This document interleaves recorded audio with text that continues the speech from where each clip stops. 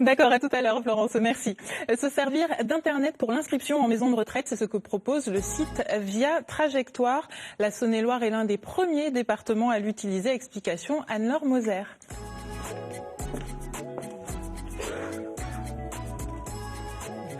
Bonjour. Bonjour. Alors oui, c'est donc l'ARS, le Conseil départemental de Saône-et-Loire et e-santé qui se sont associés pour créer ce service. Je vous propose de regarder le reportage et puis on en parle tout de suite après. Placer l'un de ses proches dans une maison de retraite, c'est toujours un moment délicat. Et avec une population vieillissante, une offre de proximité qui ne correspond pas toujours à la demande, la recherche pouvait rapidement tourner au parcours du combattant. Mais en Saône-et-Loire, depuis un an, un site internet intitulé Via Trajectoire a tout changé. Pascal, qui vient aujourd'hui faire le point sur le dossier de son oncle, peut en témoigner. Elle a vécu la constitution de dossiers sans et avec Internet. Oui, je l'ai vécu pour mes parents il y a quelques années. Donc voilà, j'ai pu vraiment faire la différence entre l'aspect papier et l'aspect informatique, quoi, où on y gagne en temps et on y gagne surtout en fait qu'on peut faire ça en dehors de ses heures de travail et on n'est pas obligé de... Voilà, on n'a pas de contraintes horaires, on sait où on en est, s'il est en attente partout, s'il y a des refus, Et après, c'est plus facile. Et donc là, comme il a été réhospitalisé, on sait où il a été refusé, où il est en attente. Et son état s'étant aggravé, il faut qu'on étende un peu notre demande à d'autres établissements. Donc voilà, on n'a pas besoin de retéléphoner à droite, à gauche pour savoir. Mais la dématérialisation des dossiers n'a pas fait disparaître la relation humaine. Des rendez-vous avec les assistantes sociales sont nécessaires, surtout au début du processus. Il y a 3 volets sur ce logiciel. Donc la partie administrative qu'on fait nous, la partie médicale qui est vraiment gérée par le médecin et la partie autonomie. Alors c'est un petit peu chacune selon nos fonctionnements, mais moi personnellement j'ai quand même besoin du soignant qui intervient dans le service pour savoir comment la personne se débrouille à tout niveau pour faire sa toilette et puis pour tous les items concernant les actes de la vie quotidienne.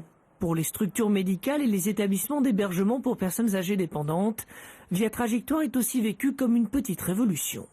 C'est beaucoup plus simple puisqu'elles ont une liste d'attente unique, informatique, donc il n'y a pas tous ces dossiers papier à gérer au fil du temps, à remettre à jour. Donc là, pour les EHPAD, c'est beaucoup plus simple. Et puis elles savent en même temps où les familles ont fait des demandes. Quand quelqu'un est accepté quelque part, la demande disparaît du listing, donc c'est beaucoup plus simple. Depuis son lancement en Saône-et-Loire, le site a géré 936 dossiers et aucun problème informatique n'a été constaté. 936 dossiers gérés pour combien de demandes ? Il y a eu un certain nombre de demandes, presque 2000 demandes en Bourgogne à chaque fois sur des établissements. Il y a eu 900 demandes, dans tous les cas il y a eu 238 admis. On a eu nombreuses personnes âgées qui ont pu trouver une place et je crois que c'est une réussite aussi pour les familles et un soulagement. Alors justement, on va essayer de comprendre. Prenons un exemple. Je souhaite faire la démarche administrative pour l'un de mes parents. À qui faut-il que je m'adresse ?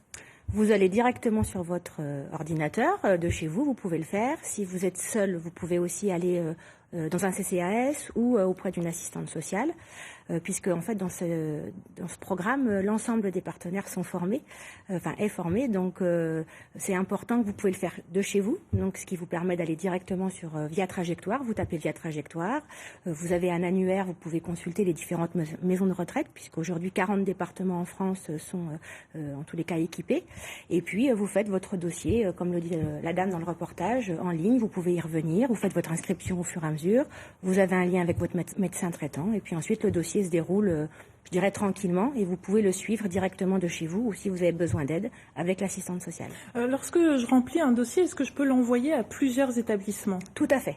Donc vous remplissez qu'un dossier en ligne. Par contre, vous pouvez cocher plusieurs maisons de retraite, foyer logement ou un autre type d'établissement en fonction, la dame le disait bien, en fonction de l'état de santé de votre parent ou du conjoint, en fonction du coût, parce qu'il y a aussi un problème de coût sur certains hébergements, en fonction d'une zone géographique. Donc c'est vraiment la personne qui choisit son établissement. Il n'est pas imposé.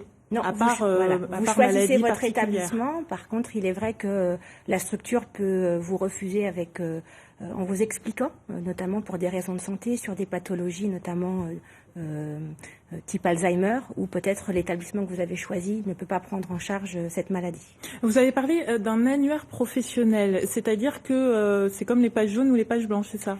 Voilà, même si vous n'êtes pas inscrit, vous pouvez, les téléspectateurs peuvent aller directement sur Via Trajectoire aujourd'hui et aller directement auprès du service personnes âgées. Vous pourrez voir un bon nombre d'établissements et l'ensemble des établissements de Saône-et-Loire sont bien inscrits. Vous pouvez voir également des départements de la Nièvre, puisqu'il y a quelques établissements qui sont en cours de déploiement. La Nièvre sera déployée totalement d'ici le mois de juin.